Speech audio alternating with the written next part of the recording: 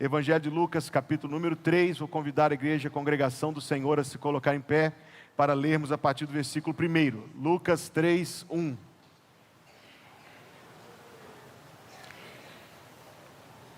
E no ano 15 do império de Tibério César, sendo Pôncio Pilatos presidente da Judéia, e Herodes tetrarca da Galileia, e seu irmão Filipe tetrarca da Itureia e da província de Traconites, e Lisânias tetrarca de Abilene, sendo Anás e Caifás sumos sacerdotes, veio no deserto a palavra de Deus a João, filho de Zacarias. E o povo de Deus diz: amém. Oremos. Senhor, damos-te graças pelo nascimento da Igreja Batista Litorânea e pedimos que a bênção do Senhor acompanhe aquele grupo de irmãos que está estabelecendo mais uma agência do testemunho do Teu reino nesta cidade.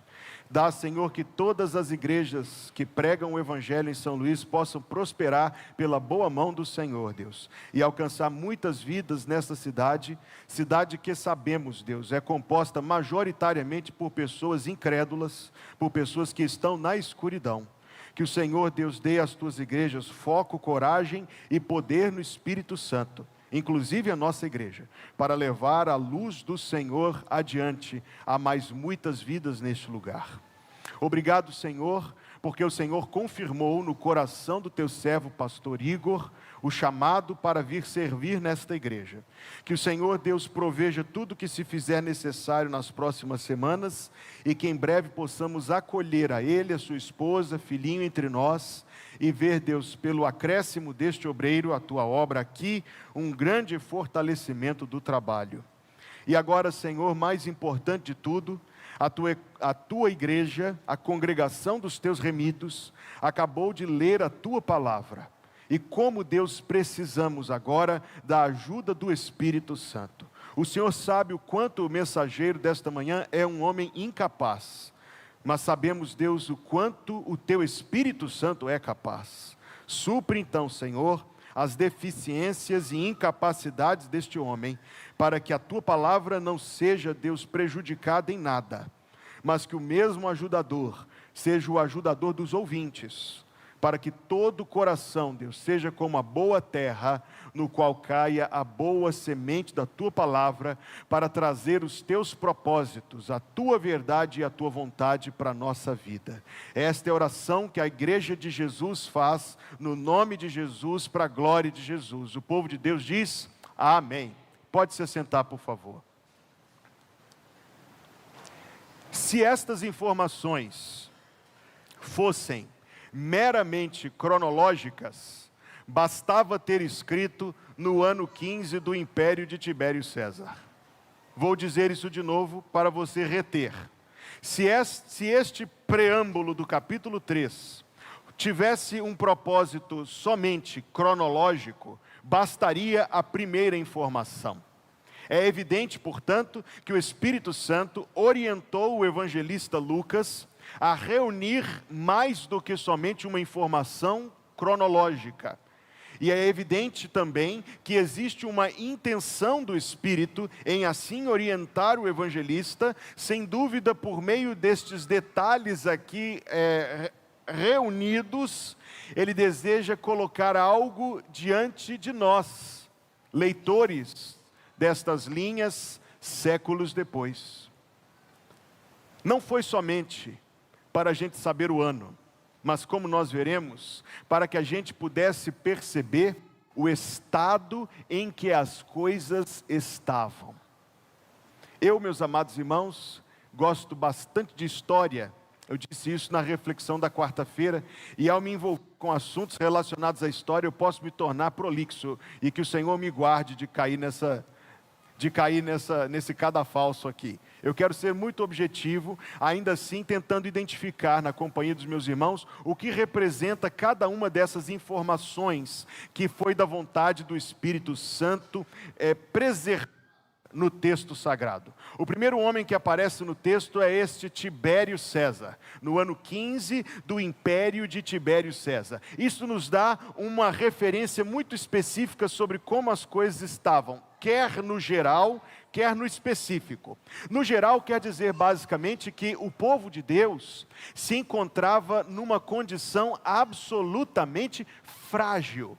Desde o dia em que o rei da Babilônia invadiu as muralhas de Jerusalém em 586 a.C., até 1948 depois de Cristo, Israel nunca mais existiu como uma nação autônoma. Durante o período em que estiveram lá, no retorno do exílio da Babilônia, por volta do ano 500 a.C., até o ano 70 depois de Cristo, eles viviam na terra que os seus ancestrais tinham vivido.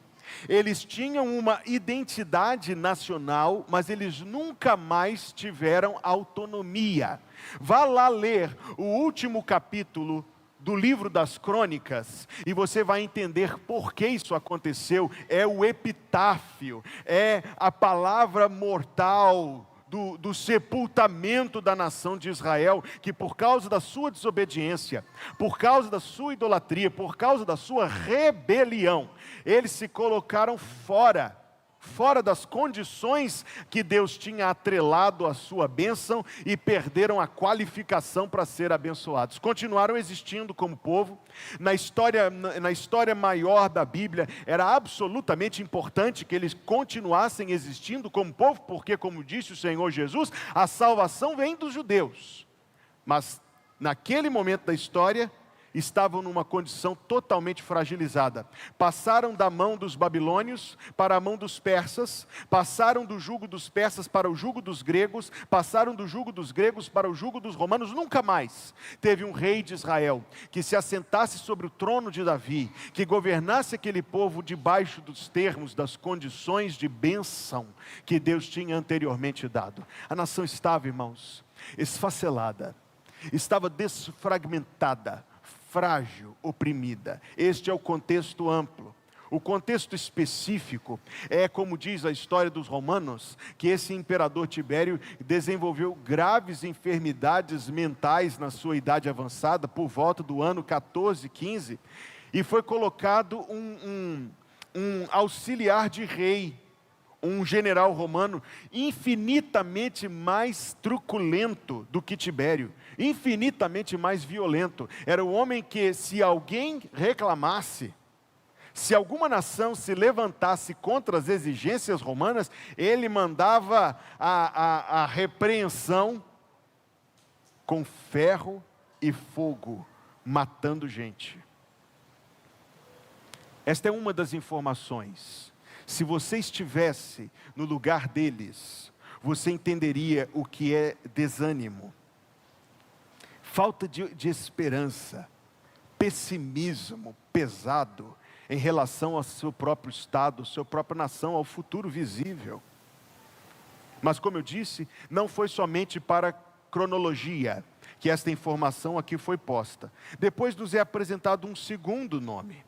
Não era necessário para você identificar o ano da história que isto aconteceu. Repito, Lucas está tentando nos mostrar um contexto em que as coisas acontecem. Então, no ano 15 do império de Tibério César, sendo o segundo nome, Pôncio Pilatos, o presidente da Judéia.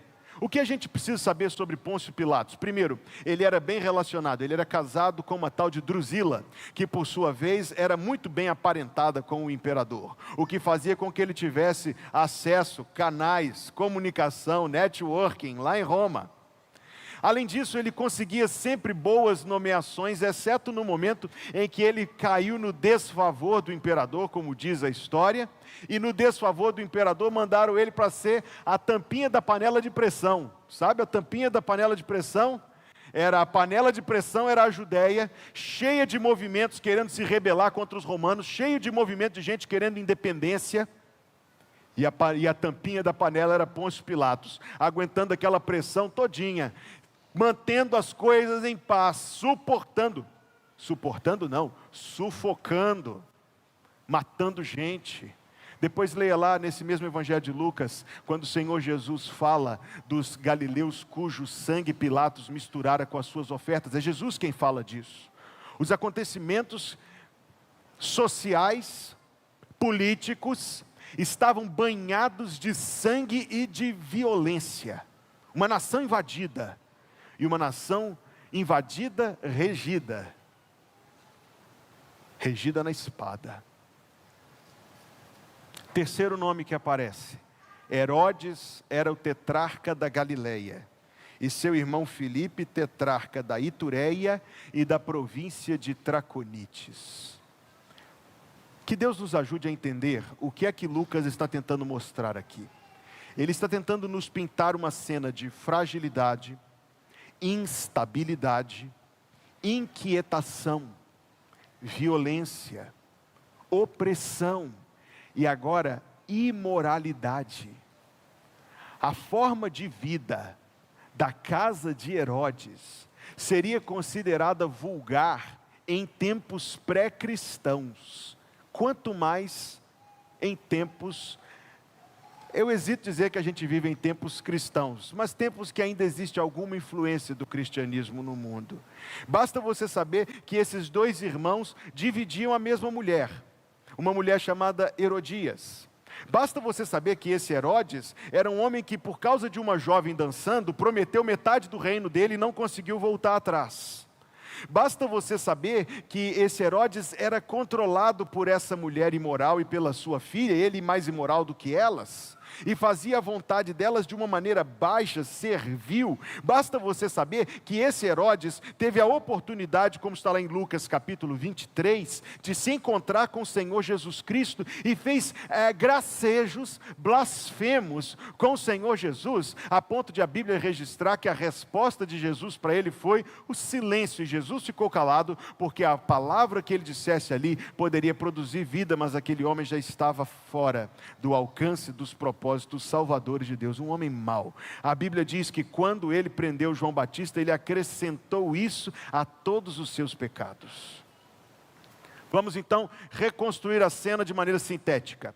Por um lado, nós temos fragilidade, inquietação, dependência, violência, opressão, destituição. E agora você olha para os líderes do povo. Sabe mais uma coisa? Deixa eu dizer só mais uma coisa. Esse Herodes era filho daquele Herodes o Grande que mandou matar todos os meninos de Belém. Ele foi posto lá como rei sobre a nação de Israel. Mas sabe de quem ele era descendente? Ele não era descendente nem de Jacó, nem de nenhum dos 12 patriarcas. Quando você lê sobre ele, você lê que ele era um idumeu.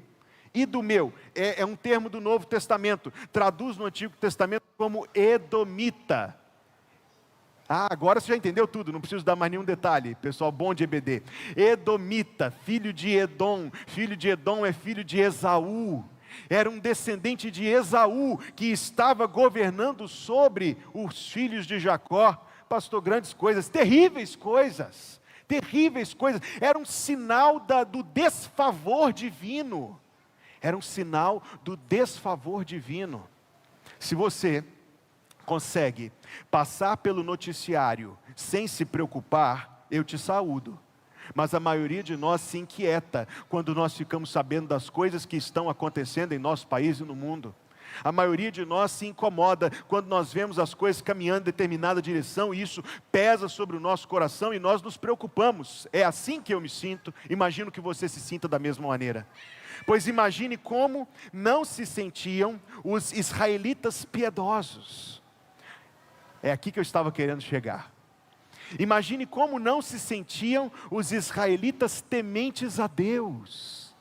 Quando tudo que eles tinham ao seu redor, quem eram os seus líderes? Quem eram os seus governantes? Homens imorais, homens violentos, homens idólatras, pagãos. Tudo que eles olhavam ao redor, queridos, inspirava desânimo, preocupação, desalento. Eram dias maus. Será que alguém se identifica? Agora perceba o coup de grâce, perceba o toque final que Lucas colocou aqui na sua expressão, quando ele diz, sendo Anás e Caifás sumos sacerdotes. Primeira coisa que você precisa saber, segundo a lei de Deus, só havia um sumo sacerdote. Quando os romanos conquistaram a província, eles identificaram claramente que quem controlava a população, quem influenciava o povo, era o sumo sacerdote. Então eles encontraram dentre os sacerdotes sangue azul, descendentes de Arão. Eles encontraram alguns que fossem corrompíveis.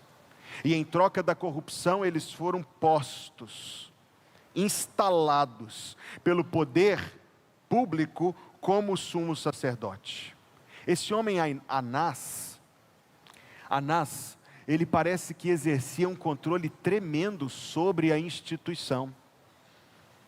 Porque quando Jesus foi traído, ele foi levado primeiro, não para a casa de Caifás, que era o sumo sacerdote nominal, não, você lembra disso. Ele foi levado para a casa de Anás, que era quem controlava o jogo. Saiba que esses dois homens eram saduceus. Atos capítulo 23 nos diz que os saduceus eram aqueles que não acreditavam na ressurreição, não acreditavam nos anjos, não acreditavam na inspiração dos textos sagrados. Eram parecidos, muito parecidos, com esses caras famosos do YouTube, que distorcem a palavra de Deus em troca de ganho, que corrompem as suas almas, dispostos a corromper as almas dos outros, que estão dispostos a torcer e retorcer a Bíblia, até que ela diga o que eles querem que ela diga. Aliás, eu ouvi uma vez um pastor, alguns anos atrás, pregando isso, disse que no tempo lá dos anos 60, que a coisa aqui no Brasil estava difícil mesmo, tinha um departamento do governo que pegava as pessoas e batia nelas, até elas falarem o que eles queriam ouvir, batia até confessar, batia até entregar o nome dos outros. Hoje pegam a Bíblia Sagrada e batem na Bíblia, torcem a Bíblia, retorcem, rasgam, até que ela diga o que querem que diga, torturam a Bíblia. Anás e Caifás, especialistas no ramo. Deixa eu contar só mais uma para vocês sobre Anás e Caifás. Vinha um israelita piedoso lá da Galileia, trazendo o seu sacrifício. O sacrifício, ele tinha algumas regras, determinadas por Deus. Então ele trazia o seu sacrifício e quando chegava lá, os chefes do sacerdócio tinham dado instruções.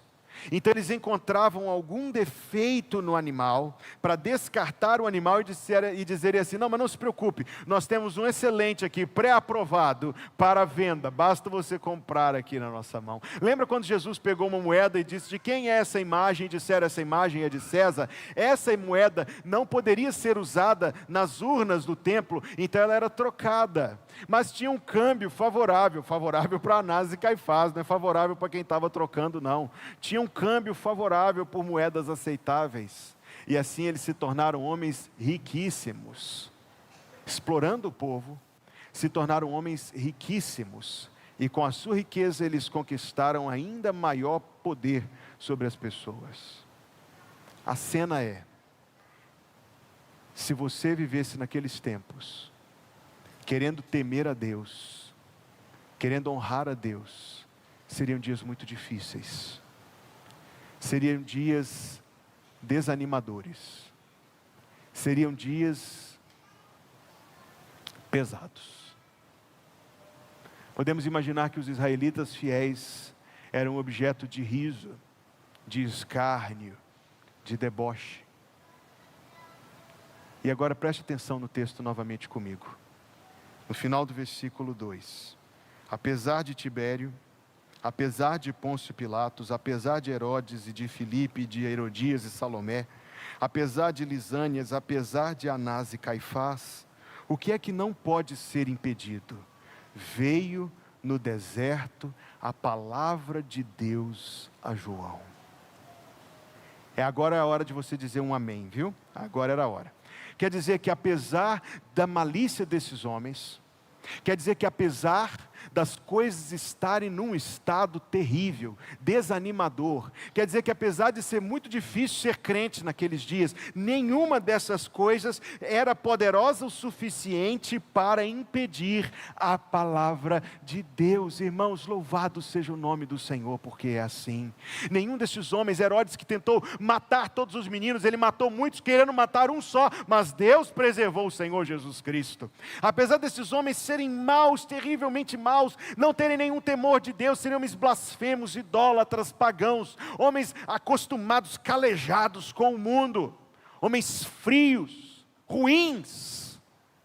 Isto não impediu a palavra de Deus de agir e Deus de falar e os propósitos de Deus de se cumprirem. Como é que esta palavra não representa conforto para nós? Se você está minimamente preocupado com o mundo do qual você vive, eu como pai, como marido, como pastor, estou. Então este versículo traz para o meu coração um gigantesco conforto, porque ele me mostra que sim, as coisas estão terríveis lá. As coisas estão terríveis, mas a palavra de Deus não está impedida. E os propósitos de Deus não serão frustrados, por difíceis que os dias sejam. A palavra de Deus, viva e eficaz, naqueles dias veio a João, daqui a pouco eu falo dele, mas veja onde, veio no deserto. Sabe o que isto quer dizer, meu querido? Sabe o que isso quer dizer? Aliás, é bom a gente aproveitar a ocasião, porque todas as vezes que a gente comemora o Natal, a gente corre o risco de ler o Natal igual pessoas que não têm temor de Deus, pessoas que não conhecem a Bíblia. A gente lê a história lá de que Jesus nasceu em Belém e não tinha lugar para eles na estalagem, e a nossa reação é dizer assim: oh, que falta de solidariedade, que falta de compaixão, que falta de amor ao próximo. Olha, se essa é uma lição do Natal, e eu não vou dizer que não é não, tá certo? Eu não vou dizer que não é. Mas se essa é uma lição do nascimento de Jesus Cristo, eu te asseguro que não é a primeira, nem a segunda, nem a terceira. Essa história está registrada não para nos incitar ao altruísmo. Irmão, entenda o que eu estou dizendo, eu não estou falando contra essas coisas, viu? Tudo isso é válido, tudo isso é bom, faça. Mas não é isso que essa passagem ensina. Essa passagem ensina que Deus veio ao mundo e foi rejeitado, entendeu? Esta passagem não é necessariamente sobre pessoas pobres, auxilie os pobres, é bíblico. Essa passagem, no entanto, refere-se a uma outra coisa. Ela se refere ao fato de que estava vindo ao mundo o Filho de Deus, e ele não encontrou lugar. Está em perfeita harmonia com tudo que se conta sobre a vida do Senhor Jesus Cristo. Veio para o que era seu, e os seus não o receberam. É a ideia de rejeição, é a ideia de não encontrar acolhida nem recebimento. É isto que esta passagem do nascimento de Jesus Cristo ensina, a mesma coisa que nos ensina este versículo que nós estamos lendo agora, Lucas 3, capítulo 3, versículo 2. A palavra de Deus não foi para o templo, a palavra de Deus não foi para as sinagogas, a palavra de Deus não foi em nenhum daqueles movimentos. Você não consegue imaginar o que era a terra da Galileia, a terra da Judéia, no século I a.C. Se você acha que a gente vive num ambiente politizado, a gente está muito atrás deles na fila. Eles estavam todos organizados, prontos, partidos, grupos, ansiando pela oportunidade de tirar esses romanos. O clima era pesadamente político, e a palavra de Deus naqueles dias, e eu não penso que seja diferente hoje, não foi nos movimentos políticos, nas promessas de redenção, nas promessas de livramento, no meio de todos aqueles líderes, não foi para o chefe dos sicários, nem foi para o chefe de qualquer outro grupo daqueles que tinha. A palavra de Deus foi ao encontro de um homem, chamado João Batista, amém? Amém. João Batista, a palavra foi ao encontro de um homem, João Batista, no deserto. Em nenhum daqueles outros lugares. A palavra foi ao encontro de João no deserto. O deserto é a ideia de que não tinha lugar para a palavra de Deus naqueles lugares. Pergunta: você conhece sobre João Batista? Ele tinha um jeito meio diferente. Ele se vestia de uma maneira diferente, ele comia de uma maneira diferente. Mas a maior diferença não estava na vestimenta, nem era aspecto dietário. A maior diferença era o que João pregava. Está me ouvindo? Olhe para cá. A maior diferença era o que João pregava. Ele pregava uma necessidade de arrependimento. Ele dizia, e esse versículo é profundamente significativo, quando você lê o versículo 7 do capítulo 3. Dizia, pois, João, à multidão que saía para ser batizada por ele: raça de víboras, quem vos ensinou a fugir da ira que está para vir? Produzi, pois, frutos dignos de arrependimento. 3:8. E não comeceis, preste muita atenção, e não comeceis a dizer em vós mesmos: temos Abraão por pai, porque eu vos digo que até destas pedras pode Deus suscitar filhos a Abraão. O que ele está pregando? Eles tinham por si que o fato de serem filhos de Abraão os colocava na aliança, que os colocava nas promessas, mas então eles fizeram a terceira conclusão errada. Ora aliança, ora promessa, então salvação, errado. E ele está dizendo, não digam que vocês não precisam de se arrepender, não digam que vocês não precisam de se converter, porque são filhos de Abraão, porque Deus pode tirar filhos para Abraão até das pedras. A necessidade de arrependimento, a necessidade de conversão, a necessidade de uma salvação vinda por Deus que não pode ser conquistada nem merecida pelo homem. Veja que João pregava um nível de discipulado que chama a nossa atenção, porque o capítulo 3, versículo 10 diz que a multidão o interrogava dizendo: que faremos, pois?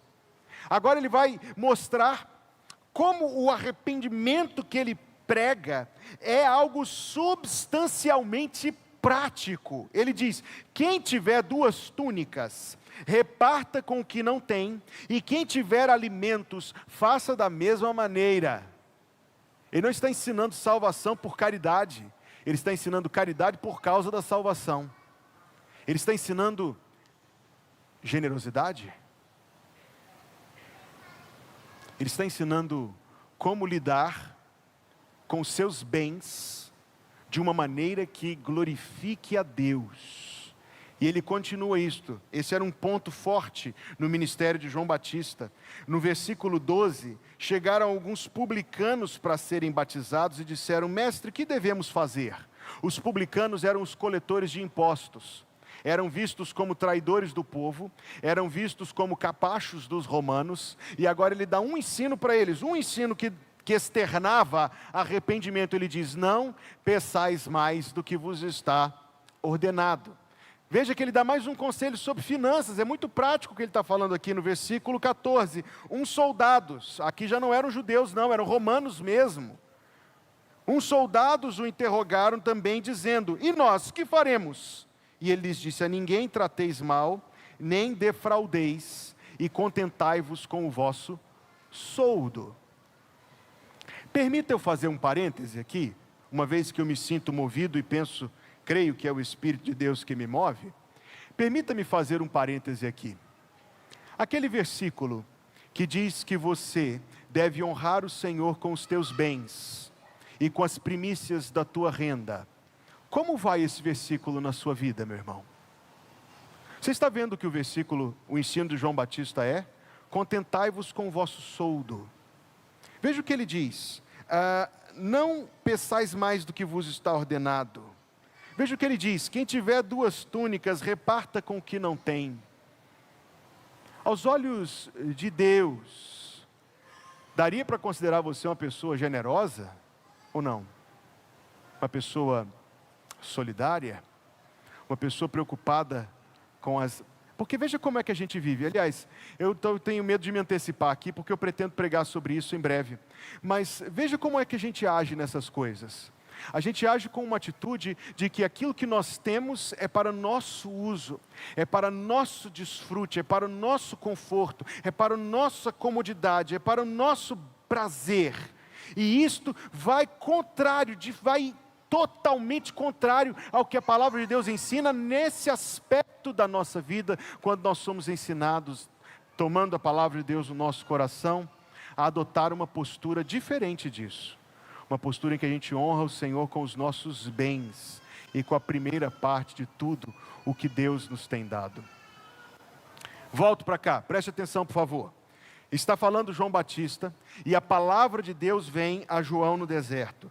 A palavra que ele pregava era diferente, não por causa da roupa, nem por causa do jeitão dele, mas por causa do conteúdo, por causa da coragem, por causa da unção com que ele pregava. A palavra de Deus chegou a ele e o levantou para ser um poderoso instrumento do Senhor nosso Deus. Ele pregava que o juízo estava vindo, depois confira aí no capítulo 3, versículo 9 e 17, e sobretudo ele enfatizava a necessidade de conversão ao Senhor Jesus Cristo. Eu quero caminhar para uma última conclusão, uma última afirmação.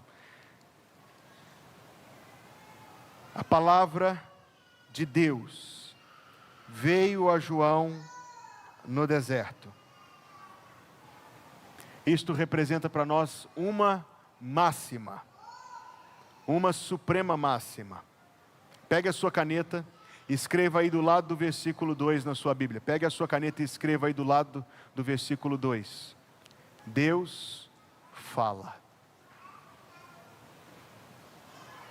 Registrou? Deus fala. 8 letrinhas, 2 palavras, 4 sílabas. Deus fala. Como Deus fala? O Verbo se fez carne e habitou entre nós, cheio de graça e de verdade, vimos a sua glória, glória como unigênito do Pai. Deus fala por Jesus. Mas Jesus não está aqui neste mundo, eu sei que não. Jesus está lá em cima, assentado à destra do Pai, à destra da majestade. Ele se faz presente entre nós por uma pessoa maravilhosa, o Espírito Santo. E o Espírito Santo é o portador da palavra viva de Deus ao nosso coração. A Bíblia Sagrada, em terceiro lugar, é a palavra escrita. Como Deus fala? Deus fala por Jesus, que é a palavra encarnada. Deus fala pela palavra viva, que é o agir do Espírito Santo, e Deus fala pela palavra escrita. Mas entenda que não são 3 fontes, agora preste muita atenção, olhe para cá. Não são 3 fontes, são uma fonte só. As 3 coisas se unem, porque quando Deus vai falar ao nosso coração, Deus usa este abençoado livro que eu tenho aqui em minhas mãos, a Bíblia Sagrada, a espada do Espírito, que é a palavra de Deus. A convergência, não são 3 fontes. A Bíblia diz uma coisa, mas eu sonhei, eu senti outra no meu coração, então eu vou seguir o sentimento do meu coração. A Bíblia diz que seu coração é enganoso. São 3 coisas que se unem, e Deus fala ao seu povo pela sua palavra. Queridos, não é difícil a gente se identificar com o cenário que Lucas, orientado pelo Espírito Santo, aqui descreveu. Não é difícil. Nós vivemos dias difíceis também, dias desanimadores também. Mas Deus poderá, pelo Espírito Santo, suscitar nesta congregação um exército de Joões e de Joanas, amém? Um exército de Joões e de Joanas, levando a palavra de Deus, levando a palavra de Deus, levando a palavra de Deus, que é o instrumento de Deus, pelo qual Deus age e Deus agirá no nosso tempo. Hoje é dia da Bíblia. O dia da Bíblia foi introduzido no ano de 1549 pelo arcebispo da Igreja Anglicana. O objetivo, então, era levantar ofertas para a difusão das Bíblias, uma vez que era um item muitíssimo caro. Então, as igrejas separavam esse domingo para levantar ofertas. Talvez alguns de vocês tenham visto esses domingos ainda, pouco tempo atrás ainda se fazia isto.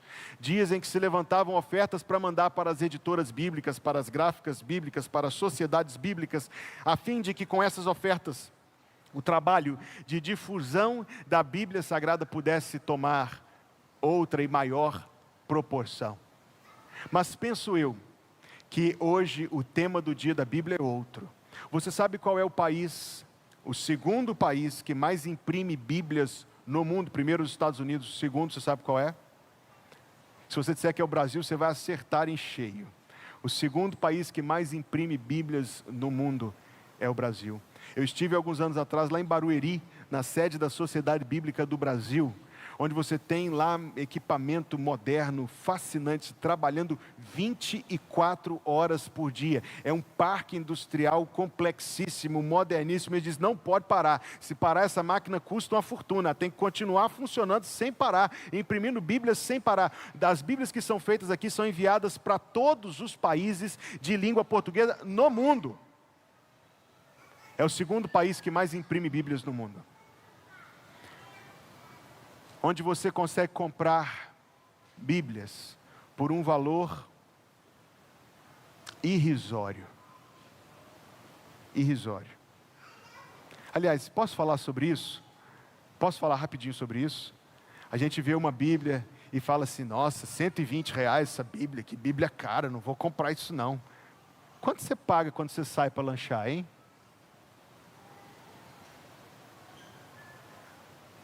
Quanto será que é só a fatia do ar-condicionado na sua conta equatorial, hein? Ah, tá. Não é preço não, é prioridade, tá bom?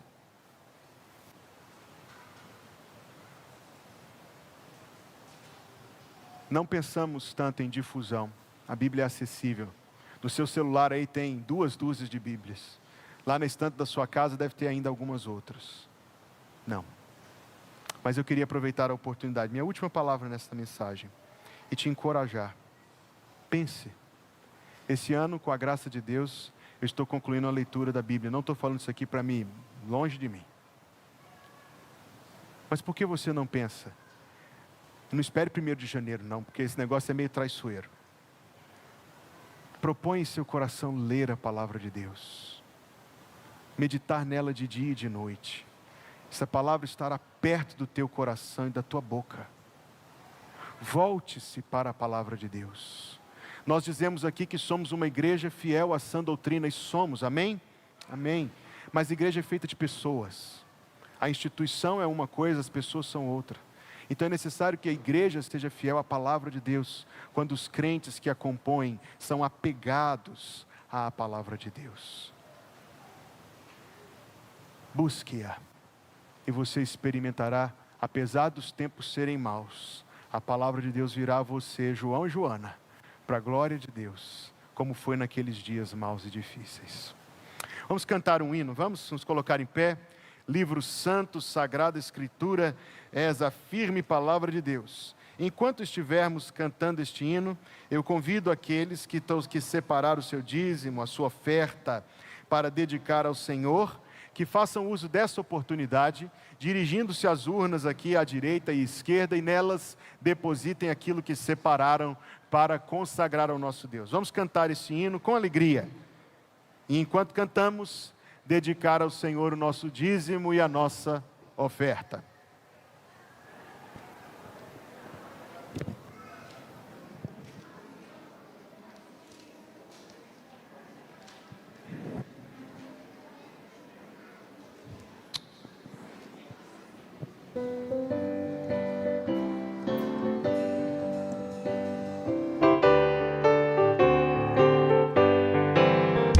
Livro santo, sagrada escritura, és a firme palavra de Deus, que não muda, jamais envelhece, e transmite a mensagem do céu.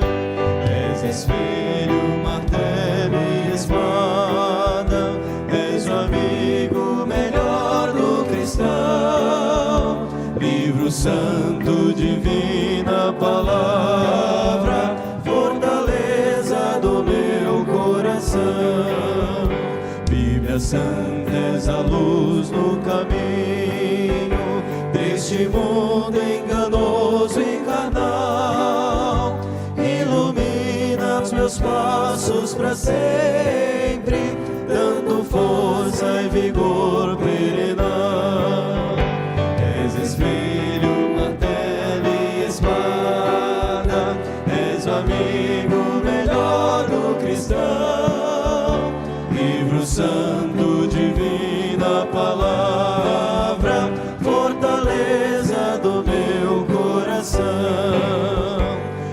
de Deus a mensagem sagrada que proclama de Cristo perdão, com promessas preciosas tão lindas de levar-me à celeste mansão.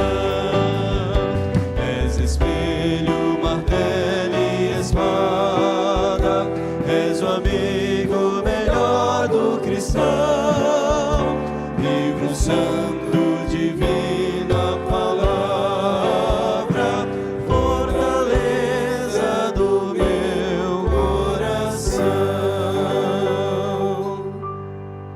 Amém. Vocês podem se sentar, por favor. Eu lamento que não ficou muito fácil de acompanhar as letras das músicas. Vamos ver se a gente consegue providenciar uma melhoria para isso, para o culto à noite. Essas datas especiais, assim como na sua casa também, acabam exigindo da gente muitos preparativos e às vezes alguma outra coisa passa, não é verdade, queridos?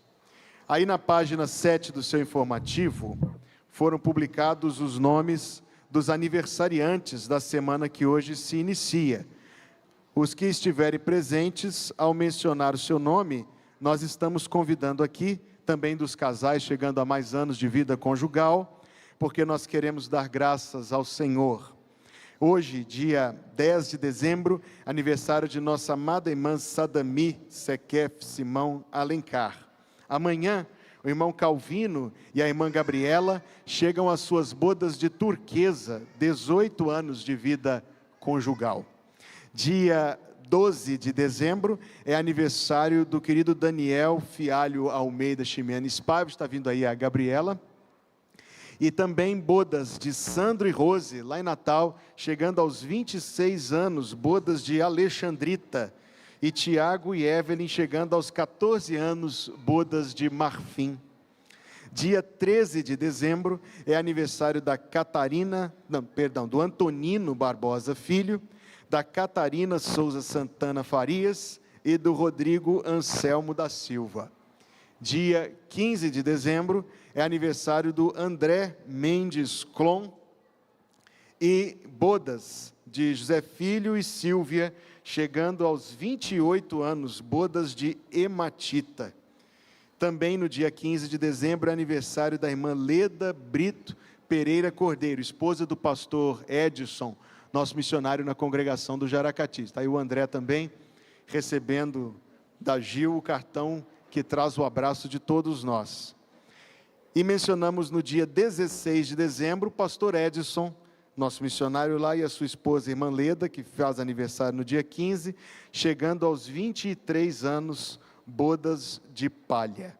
Como somos gratos a Deus pela vida de nossos irmãos, e nós vamos orar, vamos apresentar ao Senhor esses dízimos e ofertas, e também pedir ao Senhor que abençoe os aniversariantes. Pastor Arthur, mais uma vez eu queria contar com o irmão, para nos levar a Deus em oração.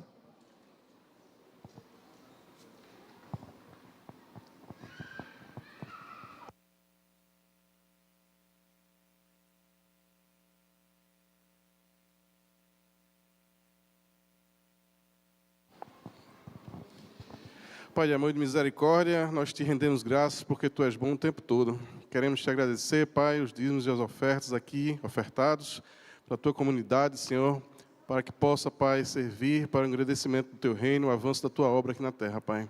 Queremos também agradecer e louvar a Ti mais um ano de vida de cada irmão aqui citado, também aniversário de casamento, Pai. Sabemos que é um desafio permanecer, Pai, no casamento, diante de tantos ataques, mas através da força do Teu Espírito Santo, Pai, é possível engrandecer o Teu nome através do matrimônio, Pai.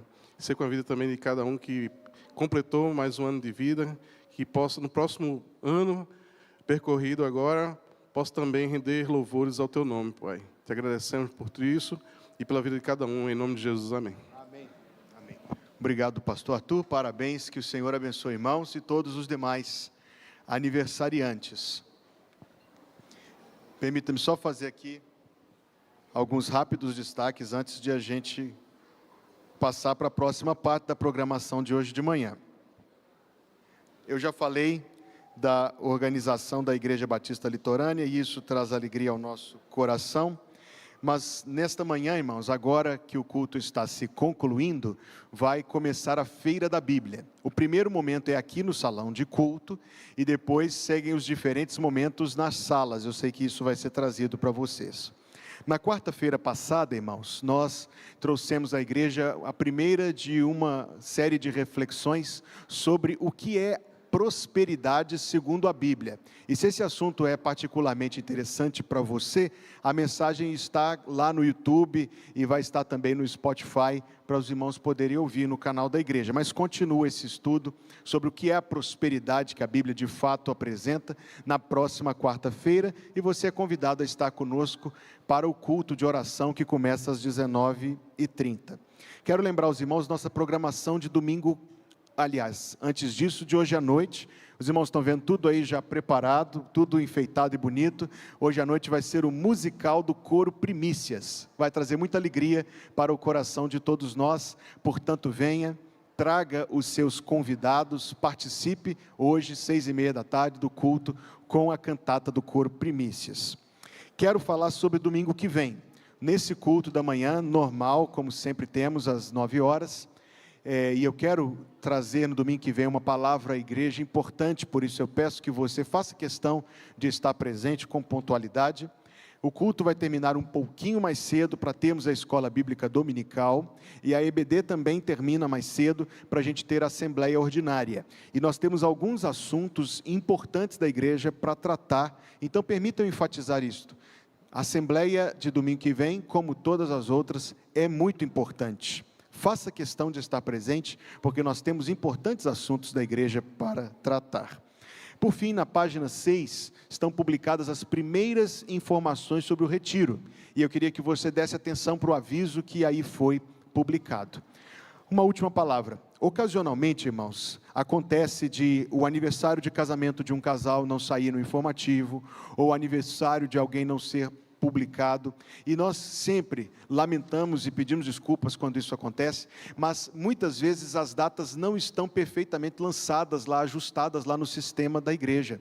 Por isso, sempre possível, ou ouvindo esta palavra, melhor dizendo, ouvindo esta palavra, confira lá no aplicativo se as informações estão todas lançadas lá direitinho, porque a gente sempre quer mencionar todos, e a gente sempre quer dar graças a Deus por todas as suas bênçãos. Eu vou pedir à congregação para se colocar em pé mais uma vez, por favor.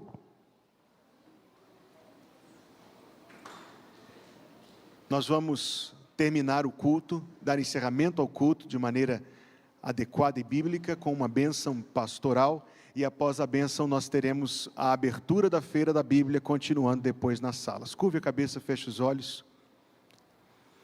Que a graça de nosso Senhor Jesus Cristo, o amor de Deus, o nosso Pai que está nos céus, e a comunhão do Espírito Santo, seja conosco hoje e a cada dia, até o dia em que o Senhor nos chamar, ou vier nos buscar.